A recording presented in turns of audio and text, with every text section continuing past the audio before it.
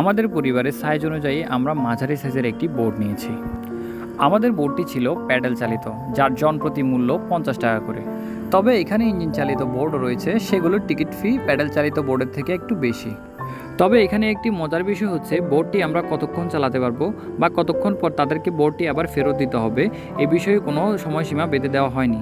ঘর থেকে বের হওয়ার পর পরিস্থিতি যেমনই হোক, তুরফা সবসময় তার বাবার সাথেই থাকতে চায়।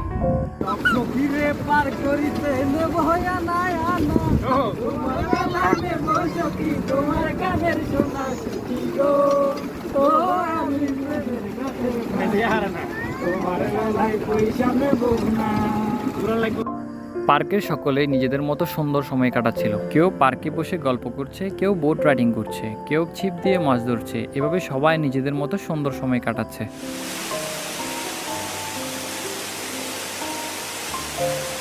Boat riding